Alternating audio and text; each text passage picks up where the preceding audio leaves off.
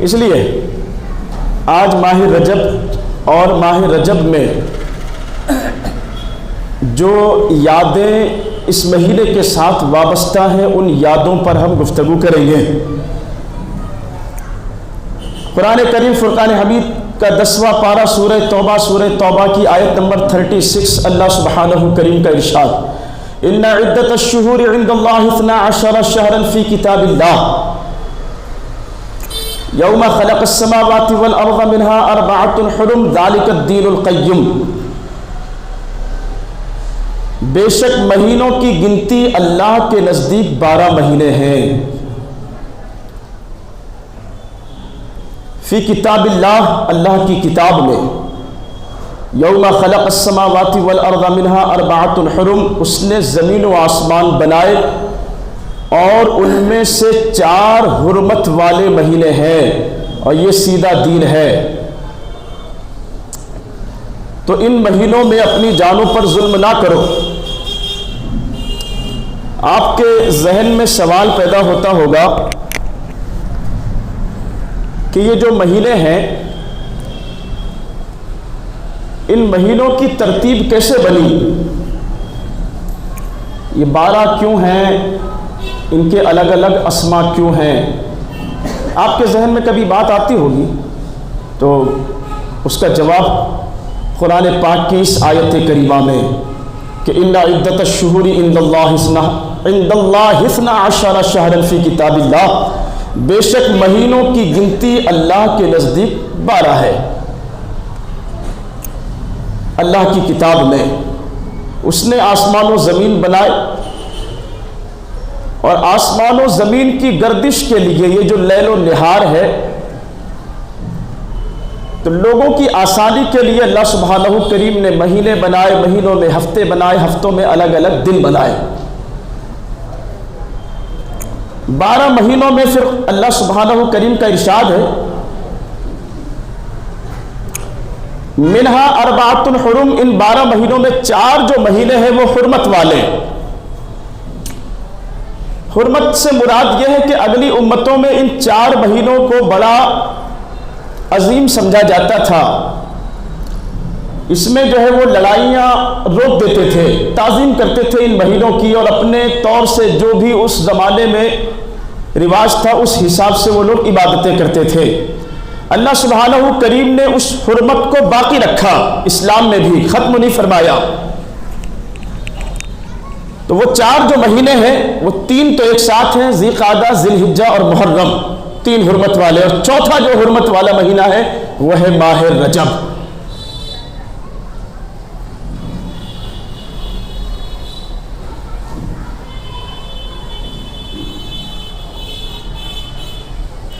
پھر ماہ رجب کی وجہ تسمیہ کیا ہے، یعنی اس کو رجب کیوں کہا جاتا ہے، اس کے متعلق الگ الگ روایتیں ہیں۔ حضرت انس رضی اللہ تعالی عنہ سے روایت ہے کہ رجب جنت کی ایک نہر کے نام پر رکھا گیا، اور جس کا پانی جو ہے وہ دودھ سے زیادہ سفید اور شہد سے زیادہ میٹھا، اور جو اس مہینے میں روزے رکھے، اللہ سبحانہ کریم کے لیے عبادتیں کرے، رب تبارک و تعالی ان لوگوں کو اس نہر سے سیراب فرمائے گا قیامت کے دن۔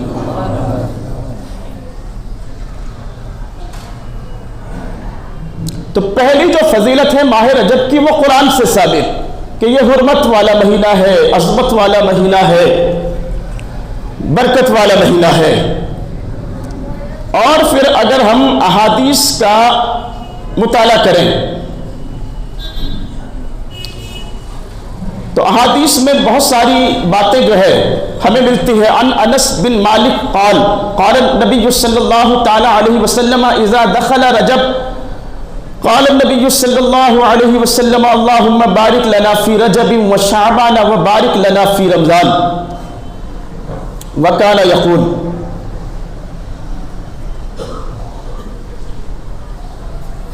حضرت انس بن مالک رضی اللہ تعالی عنہ سے روایت ہے کہ جب ماہ رجب کا چاند نظر آتا تو رسول اللہ صلی اللہ تعالیٰ علیہ وسلم دعا فرماتے تھے.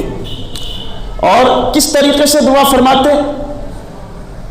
اذا دخل رجب قال اللہم بارک لنا فی رجب، اے ہمارے رب ہمارے لیے ماہ رجب میں برکت نازل فرما. وشعبان، اور شعبان میں بھی ہمارے لیے برکت نازل فرما.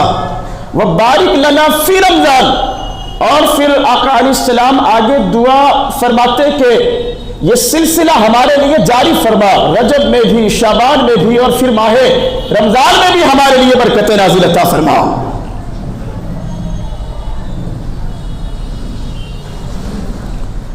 حضرت عثمان بن حکیم انصاری بیان کرتے ہیں کہ میں نے رجب کے مہینے میں حضرت سعید بن جبیر سے ماہ رجب کے روزوں کے بارے میں پوچھا. جو رجب کے مہینے میں لوگ روزے رکھتے ہیں، ان روزوں کے تعلق سے یہ کہتے ہیں کہ میں نے پوچھا تو وہ کہتے ہیں کہ ہم نے حضرت عبداللہ ابن عباس رضی اللہ تعالی عنہما کو یہ بیان کرتے ہوئے سنا. یہ حضرت عبداللہ ابن عباس رضی اللہ تعالی عنہ یہ حضور علیہ السلام کے سگے چچا زاد بھائی، اور انہیں رأس المفسرین اللہ کے حبیب علیہ السلام کی بارگاہ سے خطاب ملا تھا، یعنی کہ قرآن کو جو سمجھنے والے تھے ان کا امیر انہیں اللہ کے حبیب علیہ السلام نے بتایا تھا. بڑے بڑے صحابہ میں حضرت عبداللہ ابن عباس کو یہ خصوصی امتیاز اور یہ وصف بارگاہ رسالت سے ملا تھا. تو حضرت عبداللہ ابن عباس کہتے ہیں کہ ہم نے ماہ رمضان کے بعد پابندی کے ساتھ مسلسل اللہ کے حبیب علیہ السلام کو اگر کسی مہینے کے روزے رکھتے ہوئے دیکھا تو وہ ماہ رجب کے، اور کہتے ہیں کہ ماہ رمضان کے علاوہ اگر ہم نے حضور علیہ السلام کو کسی مہینے کے مسلسل روزے ہوئے رکھتے ہوئے دیکھا تو وہ ماہ شعبان کے.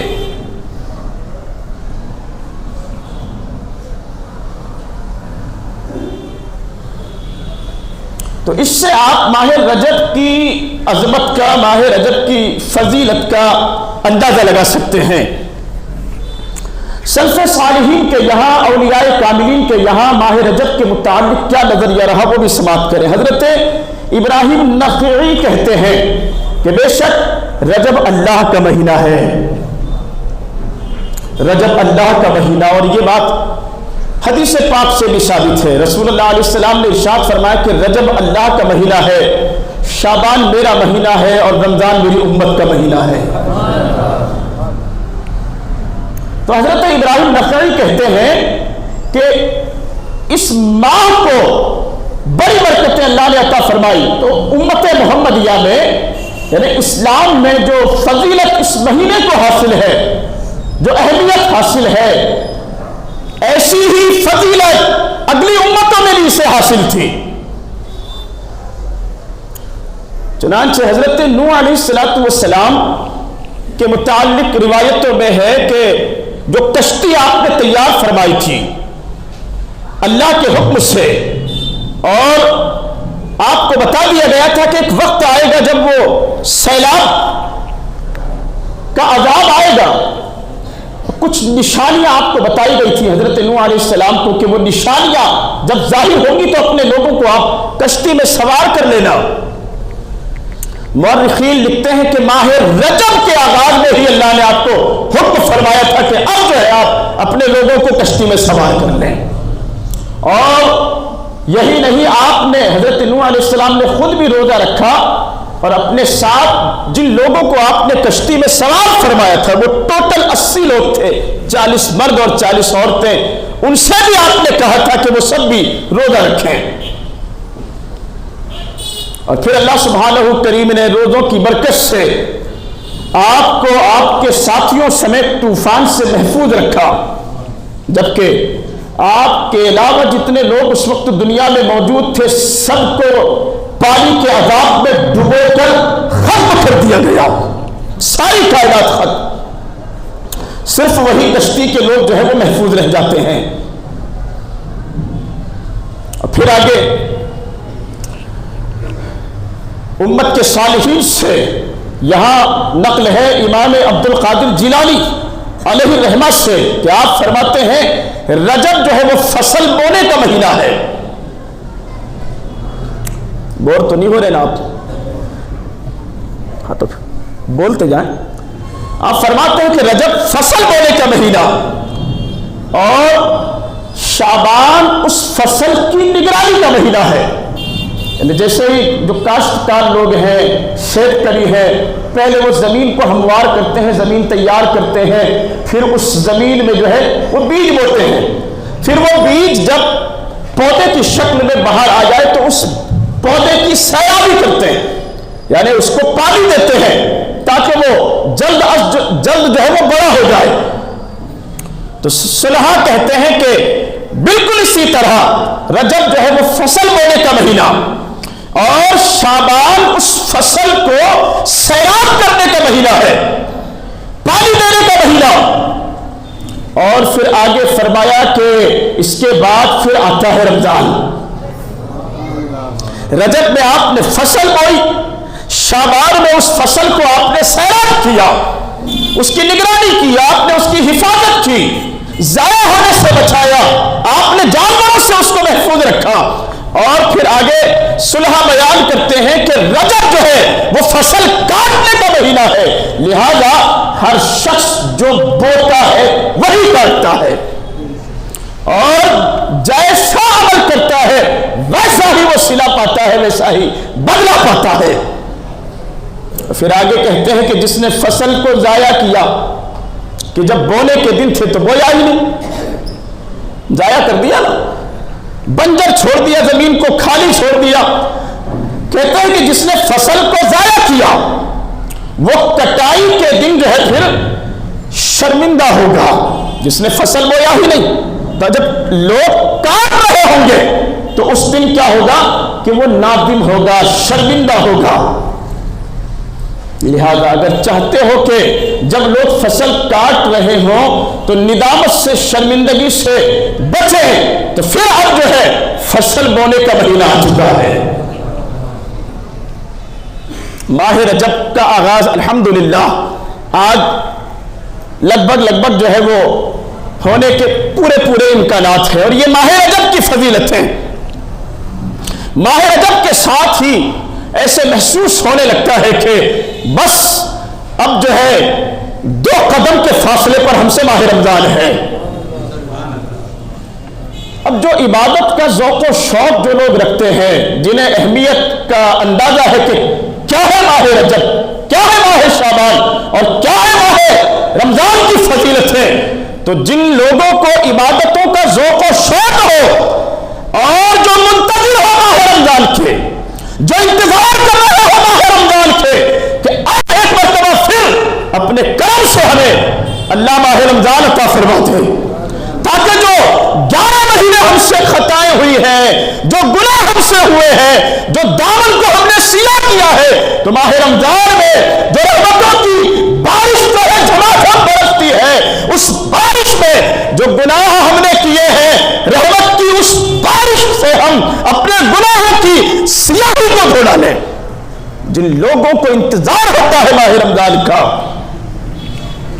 تو امت کے صالحین کہتے ہیں کہ پھر انہیں اپنے آپ کو ماہ رجب کے ساتھ ہی تیار کر لینا چاہیے، ماہ رجب کی آمد کے ساتھ ہی انہیں بیدار ہو جانا چاہیے.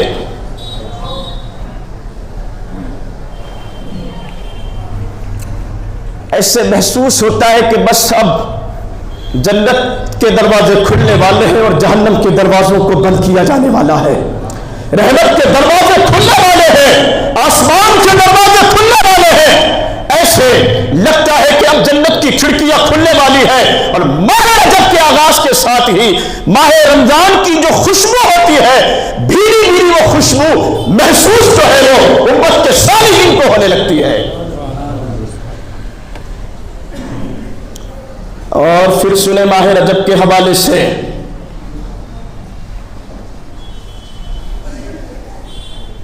علماء بیان کرتے ہیں کہ یہ جو پورا سال ہے، سال کے 12 مہینے، ان عدت الشہور عند اللہ اثنا، کہ سال کے 12 مہینے ہیں، اشہر شہرا فی کتاب اللہ، اللہ کے یہاں پر تو علماء کہتے ہیں کہ یہ جو 12 مہینے ہیں، یہ جو پورا سال ہے، یہ پورا سال ایک درخت کی طرح، کیسے؟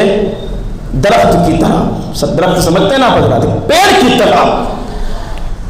تو پورے سال کی جو مثال ہے وہ ہے درخت کی طرح، اور ماہ رجب اس درخت کی ہریالی کے دن ہے. ماہ رجب اس درخت کی کیا ہے؟ ہریالی کے دن ہے. پورا سال ایک درخت کی طرح، مثال کو ذہن میں رکھیں، میں اپنی طرف سے نہیں بیان کر رہا ہوں، یہ علماء نے بیان کیا ہے کہ پورا سال ایک درخت کی طرح، اور ماہ رجب جو ہے اس درخت کی ہریالی کا دن ہے، اور شعبان جو ہے پھر اس درخت کے پھلنے پھولنے کے دن ہے، موسم بہار کے دن ہے، درخت پر پھول آنے کے دن ہے، درخت پر پھل آنے کے دن ہے. اور پھر علماء بیان کرتے ہیں کہ شعبان میں وہ درخت کے جو پھل ہے وہ پک کر تیار ہو جاتے ہیں، اور جیسے ہی ماہ رمضان آیا تو اب ان درخت کے پھلوں کے کھانے کے دن ہے. جو ماہ رمضان کے دن ہے وہ اس درخت کے پھلوں کو کھانے کے ایام ہیں. لہذا جس شخص نے اپنے نامہ اعمال کو گناہوں سے سیاہ کر لیا، ہمیں پتہ ہے کہ ہم نے اپنی زندگی کے ماہ و روز کس طریقے سے گزارے ہیں، ہمارے مہینے کیسے کٹے ہیں، ہمارے ہفتے کیسے گزرے ہیں، اور ہفتوں کے جو ایام ہیں وہ کس طریقے سے گزرے ہیں، ہماری راتیں کہاں پر جو ہے وہ گزرتی، ہمیں پتہ ہے. ہاں، ہر ایک کو اپنے اعمال کا علم ہوتا ہے کہ ہم نے کتنے اچھے اعمال کیے ہیں، کتنے برے اعمال کیے ہیں، کتنی نیکیاں کی ہیں، کتنی بدیاں کی ہیں. یہ ہمیں علم ہوتا ہے اور ہمارے رب کو علم ہوتا ہے. لا یخفی علیہ شیء فی الارض ولا فی السماء، جس کی شان ہے. تو پھر علماء بیان کرتے ہیں کہ جس شخص نے اپنے نامہ اعمال کو گناہوں سے سیاہ کر لیا، نامہ اعمال سے مراد وہ رجسٹر جس میں آپ کی نیکیاں بھی لکھی جاتی ہیں اور آپ کے گناہ بھی لکھے جاتے ہیں. تو جب بندہ نیکی کرتا ہے تو اس کے جو نامہ اعمال ہیں وہ روشن ہو جاتے ہیں، وہ چمکدار ہوتے ہیں، اور جب وہ گناہ کرتا ہے تو اس کا جو نامہ اعمال ہے وہ بلیک ہو جاتا ہے، سیاہ کر دیا جاتا ہے. بات سمجھ رہے ہیں آپ حضرات؟ تو جس شخص نے اپنے نامہ اعمال کو گناہوں سے سیاہ کر لیا، اس کے لیے یہ اچھا موقع ہے کہ وہ اس مہینے میں توبہ کے ذریعے اس سیاہی کو جو گناہ کر کے اس نے اپنے نامہ اعمال میں ڈال دی ہے، جو اپنے نامہ اعمال کو سیاہ کر لیا ہے، اب اس شخص کے لیے موقع ہے کہ وہ توبہ کر کے اللہ کی بارگاہ میں رجوع کر کے پھر جو ہے وہ اپنے نامہ اعمال کی سیاہی کو مٹا سکے. یہ موقع ہے اس کے لیے ماہ رجب. اور جس نے اپنی زندگی سرکشی میں اللہ سبحانہ کریم کی نافرمانی میں گزاری، اپنی عمر کو جس نے ضائع کیا، اب اس کے لیے موقع ہے کہ وہ ماہ رجب کے آتے ہی بیدار ہو جائے. اب اس کے لیے موقع ہے کہ وہ ماہ رجب کے آتے ہی بیدار ہو جائے کہ یہ جو اللہ سبحانہ کریم نے اپنے کرم سے ہمیں ماہ رجب عطا فرمایا ہے، اور اس کے بعد جو ہے ماہ شعبان رب عطا فرمائے گا، ماہ رمضان عطا فرمائے گا، تو جس کی زندگی گناہوں کی نحوست میں گزری ہو، گناہوں کی نحوست سے جس نے اپنے نامہ اعمال کو سیاہ کر لیا ہو، اب اس کے لیے موقع ہے کہ موسم بہار ہے، وہ اپنے نامہ اعمال کی سیاہی کو توبہ کر کے اور اللہ کی طرف رجوع کر کے نامہ اعمال کی سیاہی کو سفیدی میں تبدیل کر لے. تو یہ تو ہوئی ماہ رجب کی بات. اب ماہ رجب جو ہے اپنے ساتھ کئی بڑی یادوں کو لیے ہوئے ہے، اور ان یادوں میں جو سب سے پہلے ماہ رجب کو جو نسبت حاصل ہے وہ ہے سلطان المشائخ، سلطان الصوفیہ، محسن اسلام والمسلمین فی الہند، عطائے رسول ابن بطول شہنشاہ ہند حضرت خواجہ معین الملت والدین حضرت خواجہ معین الدین حسن چشتی ثم اجمیری رضی اللہ تعالی عنہ سے، یعنی جہاں ماہ رجب کی یہ انفرادی آپ نے یعنی الگ الگ جو خصوصیتیں ہیں ابھی تک اس کو آپ نے سماعت کیا کہ ماہ رجب جنت کی ایک نہر کے نام پر اس کا نام رکھا گیا. پھر حضور فرماتے ہیں کہ ماہ رجب یہ اللہ کا مہینہ، شعبان میرا مہینہ، اور اس کے بعد رمضان میری امت کا مہینہ. اور پھر آقا کریم علیہ السلام نے ارشاد فرمایا کہ جو اس مہینے میں نفل روزوں کا اور عبادتوں کا اہتمام کرے اللہ سبحانہ کریم اس نہر سے اسے سیراب فرمائے گا. تو یہ تو ماہ رجب کی انفرادی خصوصیت ہے. اس کے علاوہ ماہ رجب کو جو نسبتیں حاصل ہیں، اسی ماہ رجب کی 6 تاریخ کو ہم محسن اسلام والمسلمین سلطان المشائخ عطائے رسول حضرت خواجہ معین الملت والدین رضی اللہ تعالی عنہ کا اس سے پاک مناتے ہیں. اسی ماہ رجب کی 13 تاریخ کو حضرت مولا کائنات کرم اللہ تعالی وجہہ الکریم کا یوم ولادت پاک.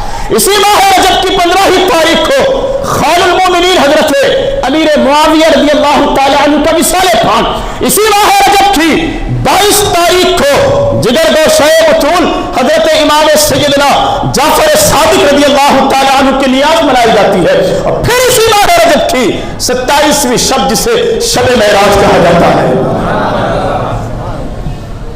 وہ تو ہم بات میں بات کریں گے شب معراج کے آنے پر کہ کیا برکتیں ہیں شب معراج کی. شب معراج کا صدقہ ہے نماز، اور شب معراج کا تحفہ ہے نماز.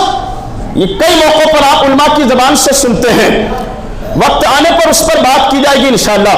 تو آپ اندازہ لگائیں کہ ماہ رجب جو ہے وہ کتنی خصوصیات کا حامل ہے، کتنی برکتیں اپنے دامن میں لیے ہوئے ہیں.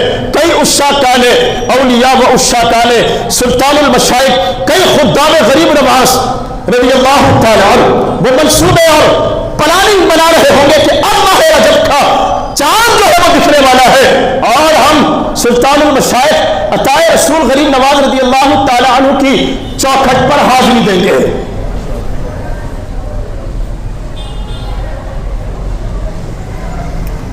بھارت کے لیے اور بھارت کے اطراف کے جو ممالک ہیں، یا یہ کہنے کہ بر صغیر کے لیے حضور سلطان المشائخ غریب نواز رضی اللہ تعالی عنہ کی ذات اور آپ کی شخصیت جو ہے وہ محتاج تعارف نہیں، تعارف کی محتاج نہیں. بچہ بچہ جانتا ہے، جو مانتے ہیں وہ بھی جانتے ہیں، جو نہیں مانتے وہ بھی جانتے ہیں. اور نہیں ماننے کا تو سوال ہی پیدا نہیں ہوتا. بھارت کے ہر کلمہ گو شخص کو، پاکستان کے ہر کلمہ گو شخص کو، نیپال اور بنگلہ دیش کے ہر کلمہ گو شخص کو، مالدیو اور بھوٹان کے ہر کلمہ پڑھنے والے کو، جو بھی لا الہ الا اللہ اور محمد رسول اللہ کا داعی ہے، دعوے دار ہے اللہ کی وحدانیت اور انبیاء کرام کی رسالت کا، تو اسے تو غریب نواز سے کسی بھی صورت میں بغض ہو ہی نہیں سکتا.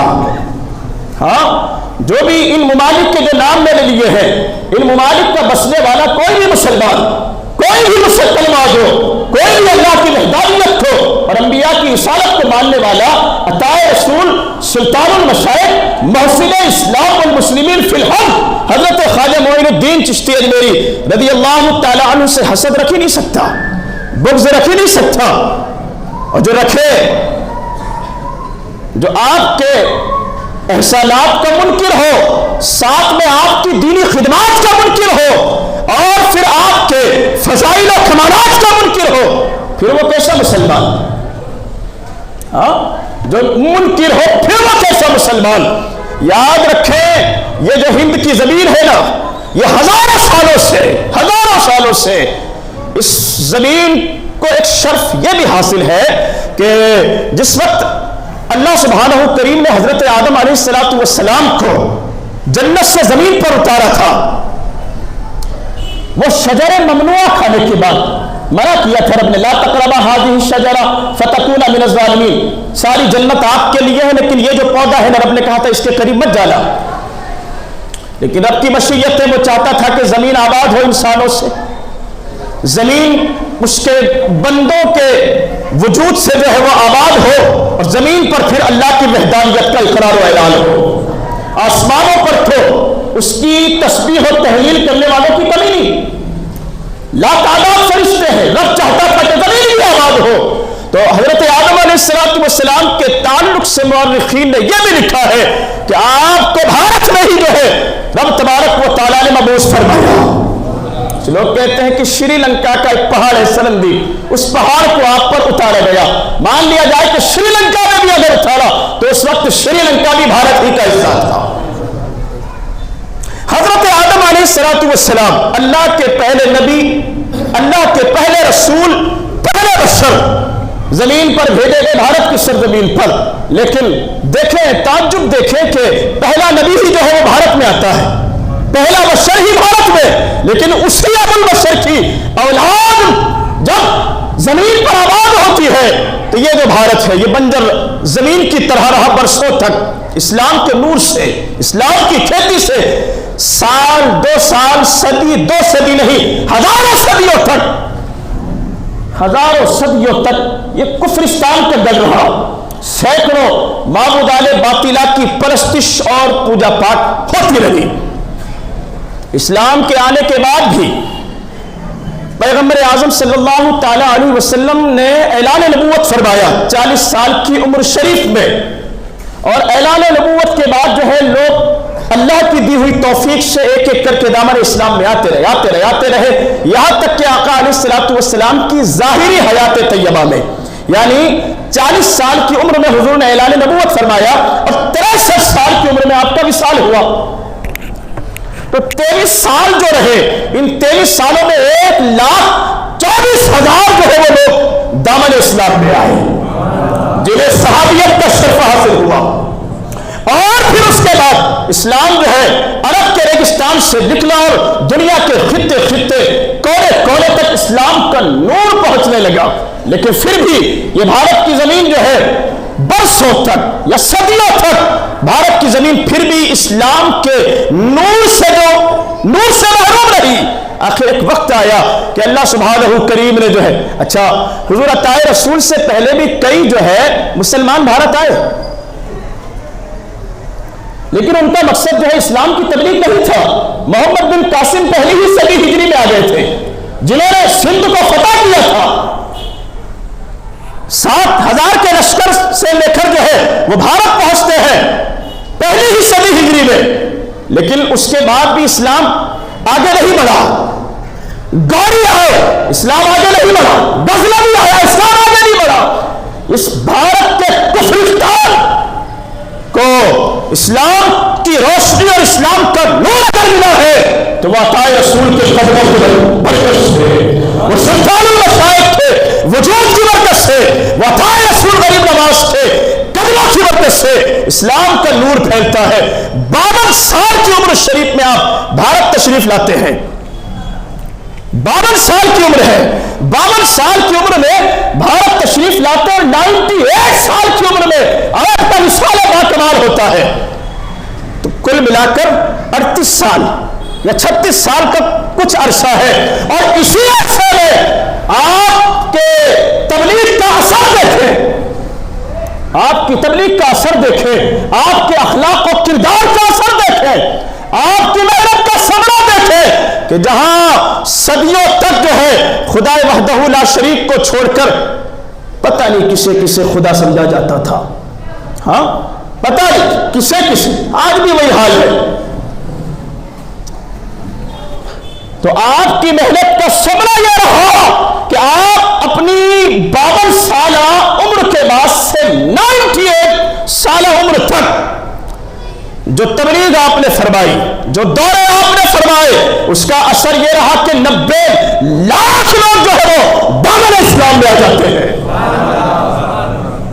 90 لاکھ لوگوں کو, یعنی 1 کروڑ کے آس پاس بھی علماء نے بیان کیا ہے جو کبھی پیشانیاں جو کسی پتھر کے سامنے جھکتی تھی, کسی ندی کے سامنے جھکتی تھی, کسی پیڑ کے سامنے جھکتی تھی, بیل کے سامنے, گائے کے سامنے جھکتی تھی, جانوروں کے سامنے جھکتی تھی, आग के सामने झुकती थी, जो पेशानियां सूरज के सामने झुकती थी, जो पेशानियां चांद के सामने झुकती थी, जो पेशानियां सितारों के सामने झुकती थी, जो पेशानियां आग के सामने झुकती थी, जो बड़ और पीपल के पेड़ों के सामने जो पेशानियां झुकती थी, उन पेशानियों को खुदाए वहदहु ला शरीक की बारगाह में झुकाने वाले को गरीब नवाज कहते हैं। 1-2 लाख लोगों को कुफरिस्तान के दलदल से खींचकर खुदाए वहदहु ला शरीक की चौखट पर जिसने खड़ा कर दिया, उसे अताए रसूल कहते हैं।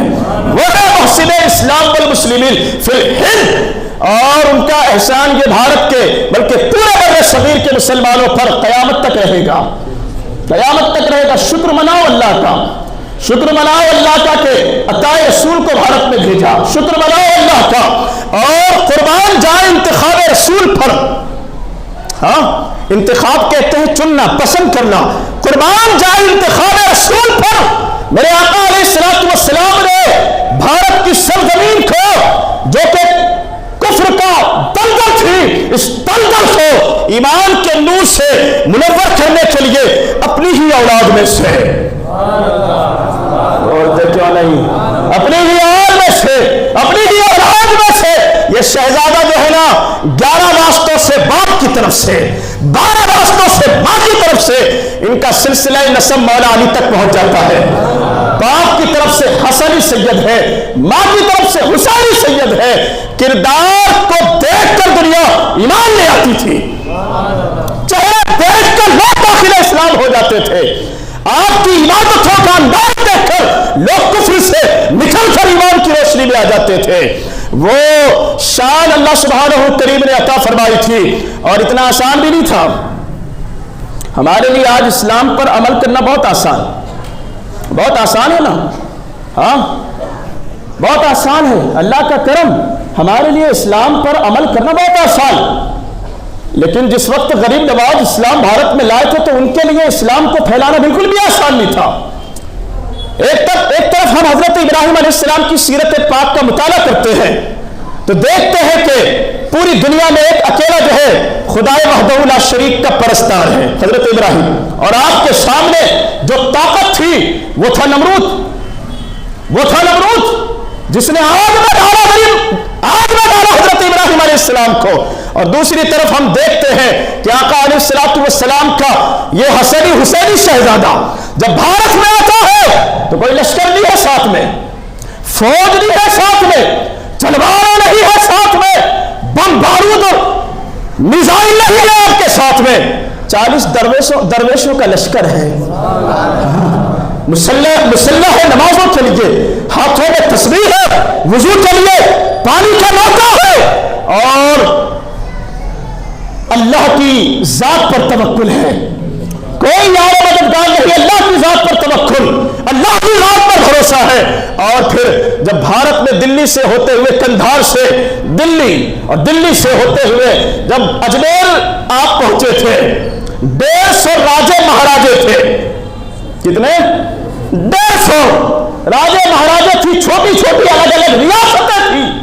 और उस वक्त सबसे बड़ा जो राजा था पृथ्वीराज चौहान, आपको भगाने की, आपको मारने की, आपको कत्ल करने की, आपको रुस्वा करने की, आपको जलील करने की हर कोशिश की गई, जादूगरों को लगा दिया पीछे।